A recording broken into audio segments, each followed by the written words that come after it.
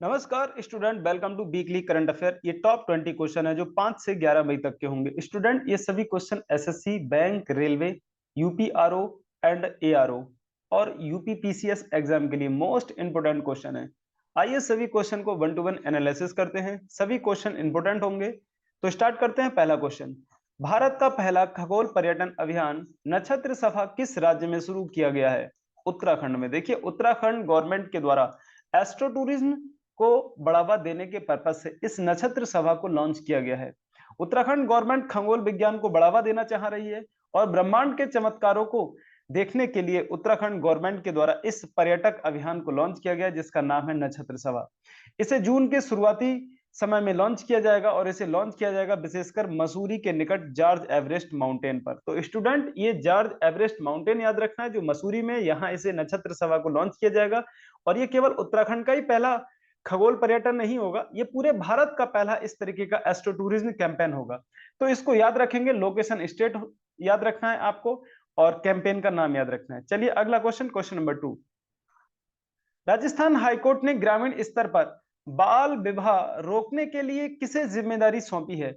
ग्राम सरपंच के लिए। देखिए, ग्राम सरपंच, जिसको आप ग्राम प्रधान भी कह देते हैं और गांव का मुखिया भी बोला जाता है, इसे राजस्थान हाईकोर्ट ने अभी एक निर्देश जारी करते हुए कहा है कि अगर ग्रामीण स्तर पर बाल विवाह जैसी शिकायतें मिलती हैं तो इसके लिए जिम्मेदार सिर्फ और सिर्फ ग्राम सरपंच ही होगा।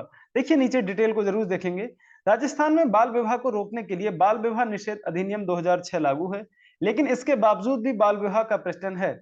इसे रोकने के लिए राजस्थान हाई कोर्ट ने ग्राम सरपंच और सदस्यों को जिम्मेदार ठहराया है, क्योंकि कोर्ट ने अपने आदेश में कहा है कि राजस्थान पंचायती राज नियम 1996 के अकॉर्डिंग बाल विवाह को प्रतिबंधित करने का कर्तव्य सिर्फ और सिर्फ सरपंच का होगा। तो राजस्थान स्टेट में ऐसा किया गया है। चलिए अगला क्वेश्चन, क्वेश्चन नंबर 3। रिसेंटली किस स्टेट में संक्रमित क्यूलेक्स मच्छर के काटने से वेस्ट नाइल फीवर की पुष्टि की गई है? भाई, ये वेस्ट नाइल बुखार क्या है?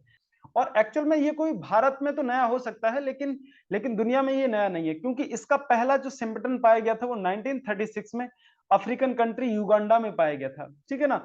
अब बात आती है क्यूलेक्स मच्छर। देखिए, क्यूलेक्स मच्छर के काटने से ही वेस्ट नाइल फीवर हो रहा है और क्यूलेक्स मच्छर के काटने से ही फाइलेरिया नाम की डिसीज हो जाती है, जिसको आप हाथी पाव कहते हैं।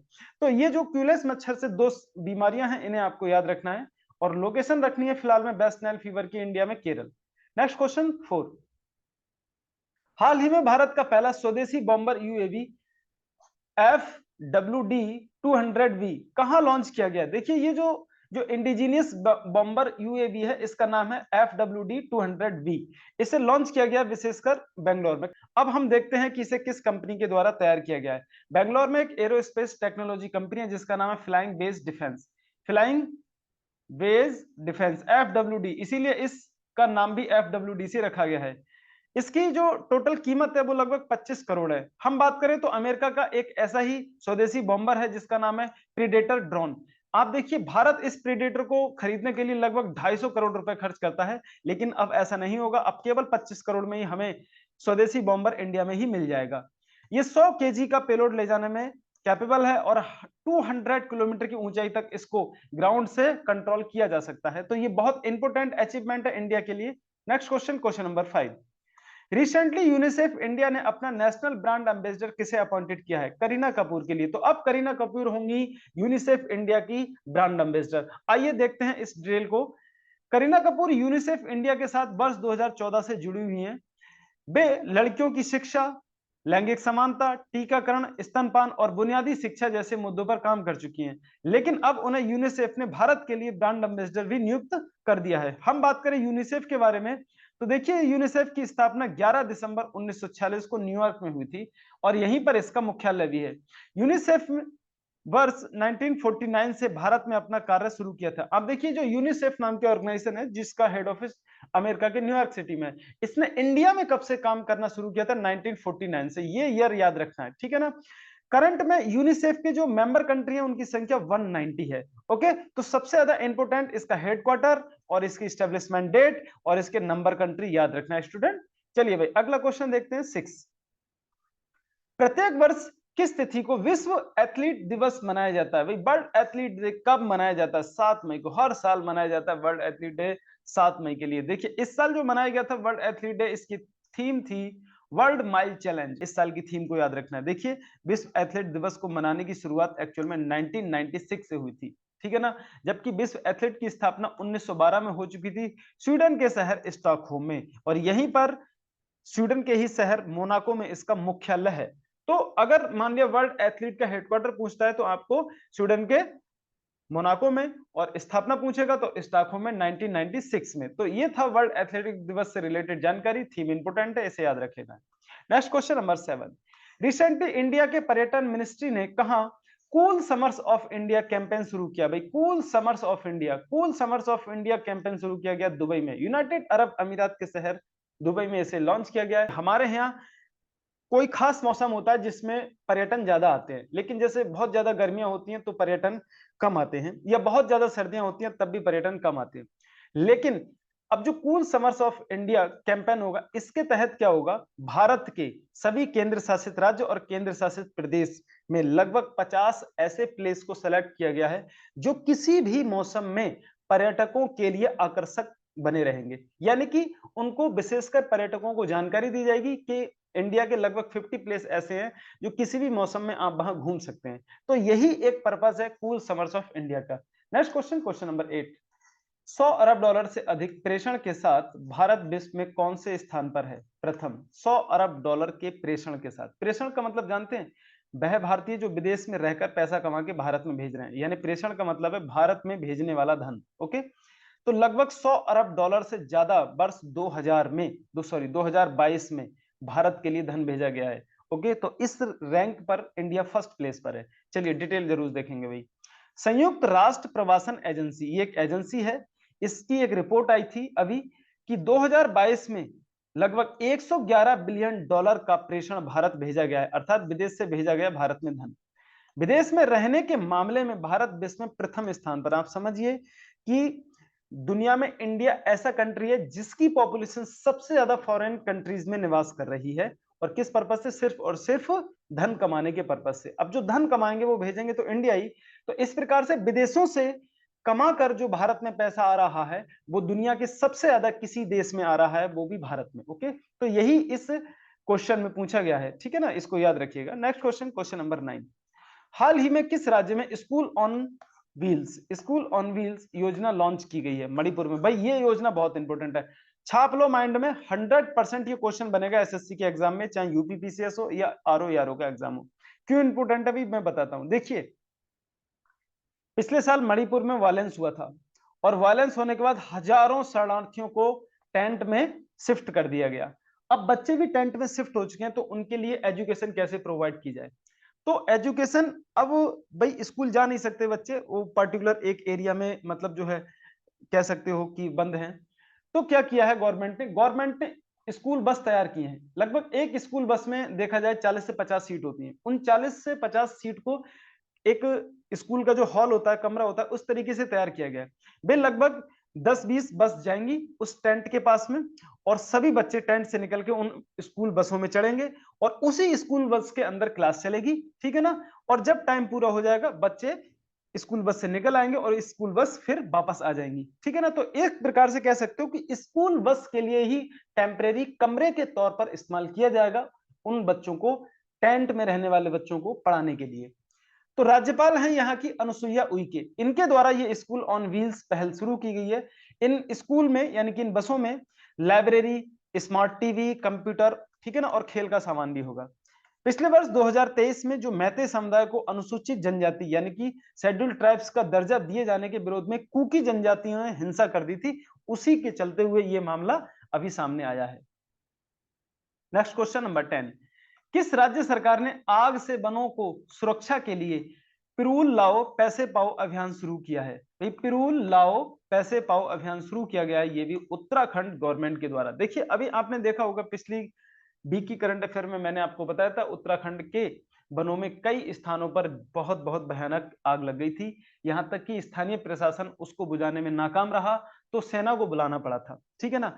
अब आग लगने का क्या कारण है? आपको पता होगा कि मई जून के मंथ में बहुत ज्यादा गर्मी पड़ती है, अप्रैल मई जून में इनमें बहुत ज्यादा गर्मी होती है। और क्या होता है, जो सूखे पेड़ होते हैं वो एक दूसरे से फ्रिक्शन करते हैं जब हवाएं चलती हैं, और वहीं से आग लगना शुरू हो जाती है। अब इतने बड़े जंगल में कैसे पता चलेगा कि आग लग गई है, जब तक वो आग बहुत बड़ा अपना विकराल रूप धारण नहीं कर लेगी। अब वो आग फैलती कैसे है? उन वृक्ष जो वन है, उनके वृक्ष के जो पत्ते हैं वो नीचे गिरे हुए होते हैं जमीन पर और वो जलते रहते हैं। तो सरकार ने क्या किया है कि जो पत्ते हैं यानी चीड़ वगैरह के पत्ते हैं, इन्हीं को कहा गया है पिरूल, ठीक है ना। इन पत्तों को स्थानीय लोग इकट्ठा करें, ठीक है, हम खरीदेंगे और हम इसको खरीदेंगे 50 रुपए केजी के हिसाब के द्वारा। क्वेश्चन 11, हाल ही में सर्वोच्च न्यायालय ने जलवायु परिवर्तन के नकारात्मक प्रभाव के विरुद्ध अधिकार को किस अनुच्छेद में रखा है? 21 में। देखिए, समय समय पर सुप्रीम कोर्ट अनुच्छेद 21 में बहुत सारे अधिकारों को जोड़ता रहता है और हटाता रहता है। हम बात करें जैसे भोजन पाने का अधिकार, ठीक है ना, स्वच्छ पेयजल पाने का अधिकार, हथकड़ी ना पहनने का अधिकार, विदेश भ्रमण का अधिकार, वोट डालने का अधिकार, इस प्रकार के कई अधिकार समय समय पर सुप्रीम कोर्ट ने इस आर्टिकल में जोड़े हैं। तो फिलहाल में सुप्रीम कोर्ट ने एक और नया इसमें फैक्ट जोड़ दिया है कि जलवायु परिवर्तन के नकारात्मक प्रभाव के विरुद्ध अधिकार, यानी कि आम व्यक्ति के लिए यह अधिकार है कि वे सभी नकारात्मक प्रभाव जो जलवायु परिवर्तन के लिए नुकसान दे रहे हैं, जलवायु के लिए परिवर्तन कर रहे हैं, नुकसान दे रहे हैं, ठीक है ना, उनसे निपटने का सभी व्यक्तियों को अधिकार होगा। तो इसके लिए आर्टिकल 21 में रखा गया है, ठीक है ना। 21 याद रखना है आपको, फंडामेंटल राइट्स में आता है ये। आइए क्वेश्चन नंबर 12 पर, जापान को पीछे छोड़ते हुए कौन सा देश दुनिया में सौर ऊर्जा उत्पादन में तीसरा बड़ा देश बन गया है? भाई भारत। इंडिया हो गया अब दुनिया का third largest solar energy production के मामले में। तो फर्स्ट प्लेस पर कौन आता है? चाइना, एंड सेकंड प्लेस पर आता है यूएसए। अब एक क्वेश्चन आता है यहाँ पर कि इंडिया में सबसे बड़ा सौर ऊर्जा प्लांट कहाँ है? तो राजस्थान के भाडला में। भाई राजस्थान के भाडला में है दुनिया का सबसे बड़ा सोलर एनर्जी प्लांट। ओके, इसको याद रखना है। चलिए भाई अगला question, question number 13। Recently Japan के राजदूत ने किस स्टेट में कोहिमा शांति स्मारक का उद्घाटन किया है? नागालैंड में। देखिए नागालैंड में कोहिमा शांति स्मारक का उद्घाटन किया गया है। इसकी डिटेल बहुत इंपॉर्टेंट होगी स्टूडेंट, इसको जरूर समझेंगे। इसका इनॉग्रेशन जापानी राजदूत हिरोशी सुजुकी और नागालैंड के मुख्यमंत्री नेफ्यू के द्वारा किया गया था। जापानी लोग कोहिमा की लड़ाई को इम्फाल की लड़ाई के साथ देखते हैं। वे इसे विश्व युद्ध की सबसे विनाशकारी लड़ाइयों में से एक के रूप में याद करते हैं। मतलब इम्फाल की लड़ाई को वो अपने यहाँ कोहिमा की लड़ाई की तरह समझते हैं और इसे भी वो वर्ल्ड वार की तरह समझते हैं। तो कहने का मतलब है खासतौर से जापान के लिए, जापान के लोगों के लिए ये जो कोहिमा की लड़ाई है ये बहुत इंपॉर्टेंट है। चलिए भाई अगला question, question number 14। CDS general Anil Chauhan की चेयरमैनशिप में त्रिसेवा सम्मेलन परिवर्तन चिंतन कहां आयोजित किया गया है? नई दिल्ली में। तो नई दिल्ली में आयोजित किया गया है परिवर्तन चिंतन। और त्रिसेवा का मतलब है तीनों सेनाओं के चीफ इसमें एकत्रित हुए थे और उसकी अध्यक्षता सीडीएस जनरल अनिल चौहान के द्वारा की गई थी। सम्मेलन का आयोजन 9 से 10 मई को नई दिल्ली में किया गया था, ठीक है। अध्यक्ष इसके अनिल चौहान थे। तीनों सेनाओं के प्रमुख इसमें उपस्थित रहे थे। परिवर्तन चिंतन में सेना में नवीन सुधार और नवीन पहलों पर विशेष चर्चा हुई थी। नेक्स्ट क्वेश्चन, महिलाओं के खिलाफ हिंसा से निपटने के लिए किसने पहला कानून पारित किया है? यूरोपियन यूनियन ने। देखिए यूरोपीय संघ ने पहली बार वुमेन के अगेंस्ट वायलेंस से निपटने के लिए अपने यहाँ कानून पास कर इसे लागू किया गया है। यूरोपियन कंट्री, देखिए यूरोपियन कंट्री कितने हैं? 27, और ये कानून लगभग 27 कंट्रीज में इंप्लीमेंटेड हो चुका है। इन देशों में महिला घरेलू हिंसा, महिलाओं से जबरन विवाह और उत्पीड़न इत्यादि को रोकने के लिए ये पहला कानून बनाया गया है और इसे अपनाया भी गया है। चलिए next question, question number 16। Girona को पराजित कर 36वां स्पेनिश लीग फुटबॉल टूर्नामेंट का खिताब किसने जीता है? Real Madrid. Okay, real Madrid team ने गिरोना टीम को पराजित करके 36वां स्पेनिश लीग फुटबॉल टूर्नामेंट जीता है। देखिए हम बात करें तो गिरोना और रियल मैड्रिड दोनों ही टीम स्पेन की है, ठीक है ना। और मैड्रिड जो है ना, मैड्रिड जो नाम दिया गया है रियल मैड्रिड, ये स्पेन की कैपिटल के नाम पर है। तो स्पेन की एक्चुअल में राजधानी अगर पूछता है तो मैड्रिड है और यहाँ की करेंसी को यूरो कहा जाता है। यूरो, यूरो पता है क्या है? जैसे यूरोपियन यूनियन में लगभग कितने कंट्री हैं? 27 के 27 कंट्री की करेंसी यूरोपियन यूनियन की ही करेंसी है, अर्थात euro currency. Next question, question number 17। किस समाचार एजेंसी के सभी स्टाफ को पुलित्जर पुरस्कार 2024 से सम्मानित किया गया है? New York times. देखिए न्यूयॉर्क टाइम अमेरिका की एक समाचार एजेंसी है, न्यूज एजेंसी है, और इसके ऑल स्टाफ के लिए इस साल पुलित्जर पुरस्कार 2024 से अवार्डेड किया गया है। आइए डिटेल जरूर देखेंगे किस किस को मिला है ये अवार्ड। देखिए, यह अवार्ड 1917 में शुरू किया गया था। इसे प्रत्येक वर्ष कोलंबिया यूनिवर्सिटी के द्वारा बांटा जाता है। यह पत्रकारिता के क्षेत्र में दिए जाने वाला दुनिया का सबसे बड़ा अवार्ड है। इस वर्ष पुलित्जर अवार्ड में pro public news agency, New York times, the Washington post, writers इत्यादि समाचार एजेंसी को यह अवार्ड दिया गया है। तो ये कुछ समाचार एजेंसी हैं, इनको याद रखना है। विशेषकर न्यूयॉर्क टाइम्स ज्यादा इंपॉर्टेंट है क्योंकि इसके ऑल स्टाफ के लिए ये अवार्ड दिया गया है। ओके, चलिए भाई अगली बात करते हैं क्वेश्चन नंबर 18 की। रिसेंटली किस कंट्री के साइंटिस्ट ने कोरोना के सभी वेरिएंट से लड़ने के लिए all in one vaccine develop की है? ब्रिटेन। ब्रिटेन के वैज्ञानिकों ने कोरोना के लगभग अब तक खोजे गए 8 वेरिएंट से लड़ने के लिए एक ही वैक्सीन बना दी है, इसलिए उसको स्पेशल नाम दिया गया ऑल इन वन। ओके, और ब्रिटेन के वैज्ञानिकों ने यह कारनामा करके दिखा दिया जो दुनिया भर हो। देखिए, यूनाइटेड किंगडम अर्थात ब्रिटेन के ऑक्सफोर्ड यूनिवर्सिटी और कैम्ब्रिज यूनिवर्सिटी के वैज्ञानिकों ने कोरोना के 8 वेरिएंट से लड़ने वाला एक ही वैक्सीन डेवलप किया जिसका नाम ऑल इन वन रखा गया है। ठीक है, इसमें यूनिवर्सिटी का अहम रोल है क्योंकि ये जो डॉक्टर हैं, जो साइंटिस्ट हैं, ये ऑक्सफोर्ड यूनिवर्सिटी और कैम्ब्रिज यूनिवर्सिटी के डॉक्टर हैं। क्लियर है? आपको कंट्री याद रखना है। 100% ऐसे क्वेश्चन एसएससी में पूछे जाते हैं student. Next question, question number 19।